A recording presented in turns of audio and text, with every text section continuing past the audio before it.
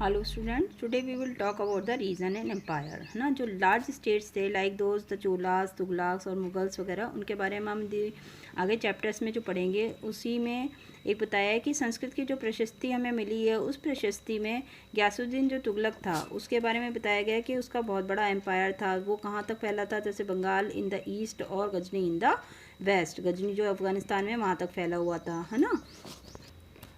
इसमें ये भी बताया गया है कि जैसे 700 तक का जो समय था उसके अंदर जो क्षेत्र थे वो मोस्टली जो डिवाइडेड थे वो जोग्राफिकल डायमेंशंस के साथ साथ में उनकी खुद की लैंग्वेज और कल्चर कैरेक्टरिस्टिक्स के ऊपर आधारित भी थे, है ना। मतलब इस आधार पे उन्होंने अपने अपने राज्य बना रखे थे, जिसके बारे में हम मेनली 9 चैप्टर पर पढ़ेंगे, है ना।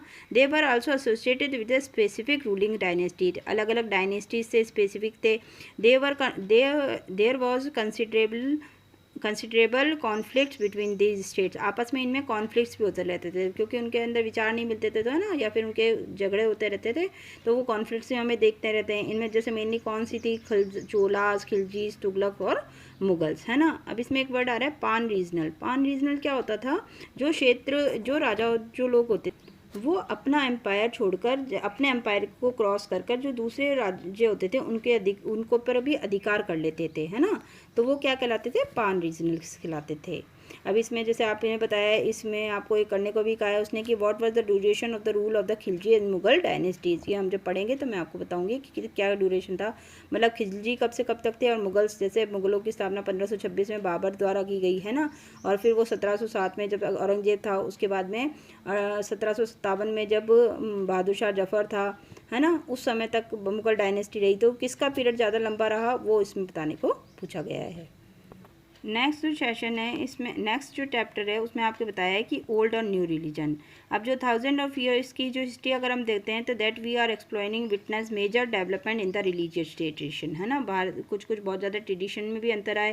Peoples belief in the divine was sometime deeply personal but more useful in it was collective belief in the super national natural agencies religion, है ना। धर्म के प्रति लोगों की जो आस्था है कम्युनिटीज़ में या उसमें, वो शुरू से ही रही है ना।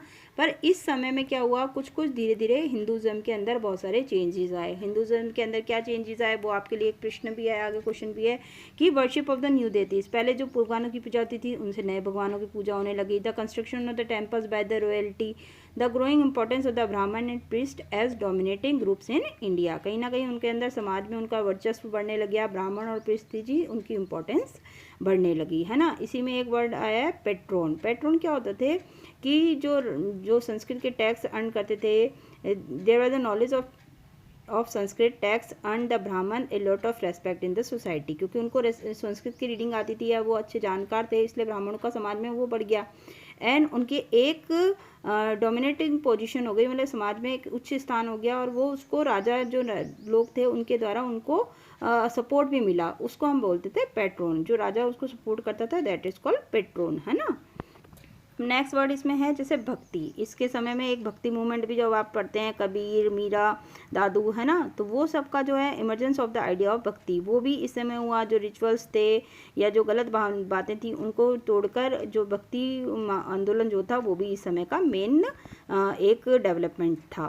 नेक्स्ट जो बात कर रहे हैं हम वो है thinking about the time in the historical period. जो अब ये जो हिस्टोरियंस थे वो समय को ऐसे नहीं देखते थे सालों में या एक घंटे में या ईयर्स में, ऐसे नहीं देखते थे, कैलेंडर में नहीं थे। इसमें क्या बताया है कि in the middle century of 19th century, 19वीं शताब्दी में जो हिस्टोरियंस थे, ब्रिटिश हिस्टोरियंस थे, उन्होंने इंडिया को 3 पीरियड्स में, पूरी हिस्ट्री को 3 पीरियड्स में डिवाइड कर दिया, हिंदू, मुस्लिम और ब्रिटिश। जैसे अगर मैं आपको शॉर्ट में बता दूं कि हिंदू में जैसे चंद्रगुप्त मौर्य, हर्षवर्धन, जो हमने 6th क्लास की पूरी हिस्ट्री पढ़ी वो किस में आ गई, हिंदू में। सेकंड मुस्लिम जो हम 7th क्लास में पढ़ेंगे, जिसमें कुतुबुद्दीन ऐबक हो गया, तुगलक हो गया, बाबर हो गया, हुमायूं हो गया, है ना, ये पूरा मुगल डायनेस्टी हो गया, तो वो किस में आएगा, मुस्लिम्स में। और फिर the establishment of the British rule east India company की स्थापना जब हुई, और उसके बाद का जो पीरियड है जिसमें हमारा पूरा फ्रीडम मूवमेंट ऑफ इंडिया आ जाता है, वो किस में आता है, ब्रिटिश में आता है। तो ये 3 मेनली जो क्लासिफिकेशन है वो हमारे हिस्टोरियंस, ब्रिटिश हिस्टोरियंस ने इंडियन हिस्ट्री के किए हैं, है ना। और व्हाट वाज द इम्पोर्टेंस, इनकी इम्पोर्टेंस क्यों है या क्या इनका सिग्निफिकेंट है, क्योंकि ये देखो इसमें बताया गया है जो मेनली डेवलपमेंट है, देखो उसमें बताया कि this division was based on the idea of their religion of the rulers, मतलब राजा जिस धर्म का होता था उसी धर्म के आधार पर उसका क्लासिफिकेशन हिस्ट्री का कर दिया गया है। तो प्राचीन इतिहास को अगर आप देखो तो सारे लोग मोस्टली शैव धर्म को मानते थे, शिव जी को मानते थे, है ना, और तो वो हिंदू में आ गए। उसके बाद में मिडाइवल में अगर आप देखो तो सब लोग मुस्लिम्स थे मोस्टली, इसलिए वो मुस्लिम में आ गए।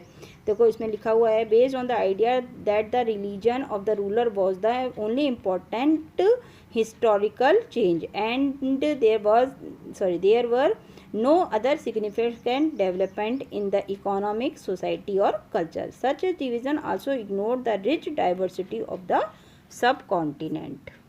इसमें इसी के आधार पे आगे भी पूरा इसने क्लासिफिकेशन किया है कि जब हमने 6th क्लास में पढ़ा तो हंटर गैदर्स, अर्ली फार्मर्स, है ना, people living in the towns, village, early empires, kingdom, उनके बारे में बताया इस आधार पे। उसके बाद में मिडाइवल के अंदर जो हिंदू और इस्लाम धर्म का मेजर रिलीजन था, और arrival of the European trading companies तक का जो पीरियड था वो मिडाइवल में माना गया है, और इसके बाद का जो पीरियड था वो ब्रिटिश पीरियड के अंदर माना गया है।